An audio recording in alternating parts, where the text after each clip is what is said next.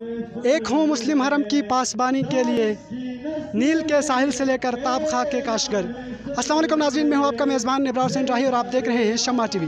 ناظرین محترم، رمضان کے مہینے کے جب آخری جمعہ شروع ہوتا ہے، اسے جمعۃ الوداع کہا جاتا ہے، اس میں یوم القدس کے طور پر پوری دنیا کے مسلمان سڑکوں پر ریلیاں نکالتے ہیں اور خاص مجالس کا اہتمام کرتے ہیں۔ اس دن کو منانے کا مقصد بیت المقدس کی آزادی ہے اور مظلوم کے ساتھ یکجہتی اور ظالم سے نفرت کا اظہار کرنا ہے۔ اس وقت میرے ساتھ ISO پاکستان کے ایک اہم رکن فدا صاحب موجود ہیں، جن سے ہم جانیں گے کہ اس دن کو منانے کا مقصد کیا ہے اور اس کے پیچھے چھپی حقیقت کیا ہے۔ سر السلام علیکم، سر سے بہت بہت شکریہ۔ سب سے پہلے کیا کہیں گے سر، اسے جو دن منایا جاتا ہے یوم القدس کو، اس کے پیچھے چھپی حقیقت کیا ہے، کیا کہیں گے اس حوالے سے؟ اعوذ باللہ من الشیطان اللعین الرجیم، بسم اللہ الرحمن الرحیم۔ سب سے پہلے میں شمع ٹی وی کے برادران کا مشکور و ممنون ہوں کہ آپ نے اس اہم ترین موقع پر کوریج دینے کا اہتمام کیا۔ 1947 سے پہلے اگر تاریخ کو دیکھا جائے تو فلسطین کے اندر سینکڑوں لاکھوں مسلمان پائے جاتے ہیں اور ان کی زمینیں تمام مسلمانوں کی ملکیت میں ہیں۔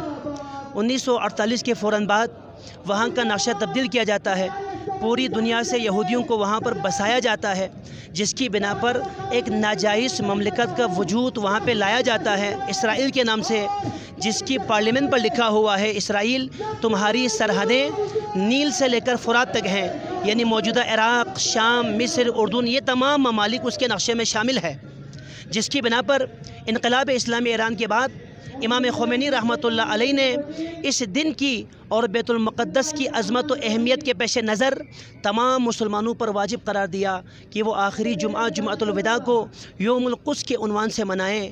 جمعۃ الوداع یوم القدس کے عنوان سے منانے کے بعد آپ ذرا ایک مرتبہ تاریخ کو دیکھ لیں۔ اسلامی انقلاب سے پہلے یہ مسئلہ فلسطین مسئلہ عرب تھا، یہ مسئلہ فلسطین صرف ایک ملک کا مسئلہ بنا تھا، جبکہ حقیقت میں دیکھا جائے تو یہ مسئلہ ایک ملک کا مسئلہ نہیں ہے، عالم اسلام کا مسئلہ ہے۔ جب سے امام خمینی رحمۃ اللہ علیہ نے یوم القدس منانے کا حکم دیا، اس دن سے لے کر آج تک اگر دیکھا جائے تو پھر فلسطین کا مسئلہ اب مسلمانوں صرف فلسطینیوں کا مسئلہ نہیں رہا، بلکہ عالم اسلام کا مسئلہ بنا ہے، اس لیے کہ قبلہ اول بھی وہاں موجود ہیں، سینکڑوں انبیاء کی قبور بھی وہاں موجود ہیں، بہت سارے مقدس مقامات بھی وہاں موجود ہیں۔ اس کی بنا پر یہ یوم القدس مسئلہ قدس یا مسئلہ فلسطین صرف فلسطینیوں کا مسئلہ نہیں ہے، بلکہ یہ عالم اسلام کا مسئلہ ہے۔ دنیا بھر کے مسلمانوں کی ذمہ داری ہے تب تک چین سے نہ بیٹھیں جب تک کہ قبلہ اول آزاد نہ ہو جائے۔ قبلہ اول کی آزادی یعنی تمام مسلمانوں کی آزادی ہے، اسی وجہ سے ہم یوم القدس مناتے ہیں۔ جیسے کہ آپ یوم القدس کی تاریخ ہمیں بتائی کہ یوم القدس کیوں منایا جاتا ہے، اور ہم خاص کر نعرے یہاں سن رہے ہیں کہ ہم باپ بیٹا دونوں ذلیل، امریکہ اور اسرائیل، امریکہ مرد آباد، اور ظالم سے نفرت کا اظہار کیا جا رہا ہے۔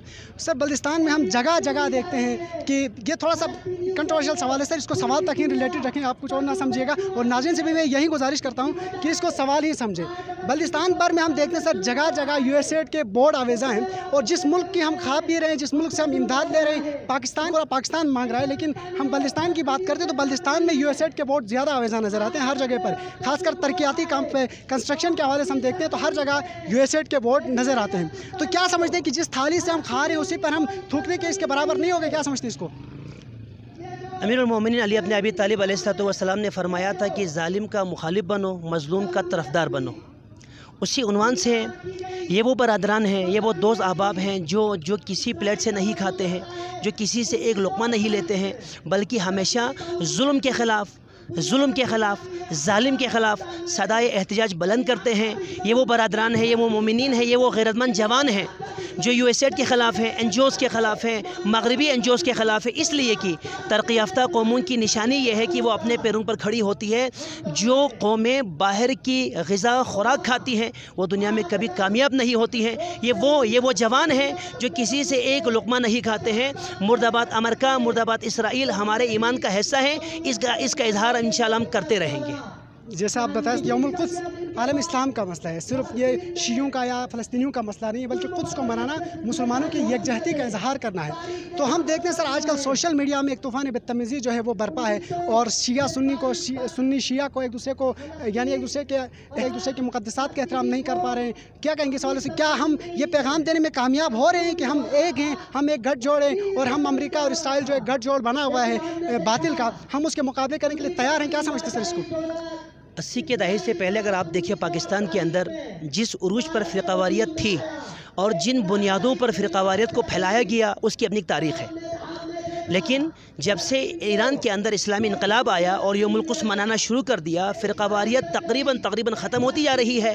लेकिन वो जो फ़िरक़ावारियत को हवा दे रहे हैं, जिस तरह रहबर मुअज़्ज़म ने फरमाया, इमाम ख़ुमैनी रहमतुल्लाह अलैह ने फरमाया, अहले सुन्नत के मुक़द्दसात की ताज़ीम करना, एहतराम करना वाजिब है। जो कोई उनके मुक़द्दसात की तौहीन करता है वो इस्तेमार का एजेंट है। हम भी उनको इस्तेमार का एजेंट समझते हैं। शिया सुन्नी एक हैं, अल्लामा इक़बाल ने भी फरमाया, कुरान का हुक्म भी है, इंशाअल्लाह शिया सुन्नी एक रहेंगे। जब तक मुसलमान एक नहीं होंगे तब तक क़िबला अव्वल का आज़ाद होना मुमकिन नहीं है। क्योंकि कोरोना वायरस ने इस वक्त पूरी दुनिया को अपनी लपेट में ले रखा है, और यहाँ पर माशाल्लाह से SOPs का ख्याल रखते हुए रैली का इनेकाद किया गया। क्या पैगाम देंगे आखिर में? क्योंकि लोग कहते हैं कि कोरोना वायरस के पीछे भी एक आलमी जंग है, आलमी इस्तिकबारी ताकत छुपी हुई है, उसके हवाले से क्या कहेंगे? ये तो आने वाला वक्त बताएगा कि कोरोना वायरस के पीछे कौन कौन सी साजिशें हैं, कौन कौन से अहदाफ हैं, कौन कौन से अज़ाइम हैं। लेकिन जिन जिन इलाक़ों में कोरोना वायरस जैसी वबा फैली है, उन इलाक़ों के अंदर एहतियाती तदाबीर का ख्याल रखना चाहिए ताकि हर इंसान की सेहत महफूज रहे, हर इंसान सलामत रहे। ये वबा मसनूई वबा है, इसको फैलाया जा रहा है और फैलाया गया है। इसके पीछे जो अहदाफ हैं वो इंशाअल्लाह आने वाले वक्त में हमारे लिए वाज़ी हो जाएंगे। लेकिन तमाम मुसलमानों की ज़िम्मेदारी है कि ए आलम इस्लाम के मुसलमान, आप मज़लूम के हक़ में एक हो जाएँ, क़िबला अव्वल की आज़ादी में एक हो जाएँ। जब तक आप एक नहीं होंगे तब तक हमारी आज़ादी हकीकी मानों में हमारी हुर्रियत मुमकिन नहीं है। चलिए सर, आखिर पैगाम देंगे आखिर में मुसलमानों को? तमाम मुसलमानों को मेरा पैगाम यह है कि ए आलम इस्लाम के मुसलमानों, कुरान करीम का हुक्म है, अहले किताब को इत्तिहाद की दावत दी है। जब अहले किताब को दावत इत्तिहाद दी है तो क्या जो एक खुदा के मानने वाले हैं, एक काबा के मानने वाले हैं, एक पैगंबर सल्लल्लाहु अलैहि वसल्लम के मानने वाले हैं, और एक नमाजी हैं, पाबंद सोम सलात हैं, जो दीनदार हैं, उनका एक होना ज़रूरी है। मेरा पैगाम ये है कि दुनिया भर के मुसलमान नुक्ते तौहीद पर एक हो जाएं, परचम तौहीद की हिफाजत के लिए एक हो जाएं, और परचम तौहीद को दुनिया के गोशो किनार में गाड़ने के लिए एक हो जाएं, ताकि जो हक़ मुसलमानों से छीना गया था, मुसलमानों को दुनिया में इसलिए भेजा गया था ताकि वो दुनिया पर इमामत करें, दुनिया की हुक्मरानी, दुनिया का ज़िम्मा में इक़्तिदार मुसलमानों के हाथों में हो। आज मुसलमान ज़लील और रुस्वा हैं। उसकी एक वजह है कि हमने कुरान को तर्क किया, हमने कुरानी तालीमात को पाँव तले रोन डाला।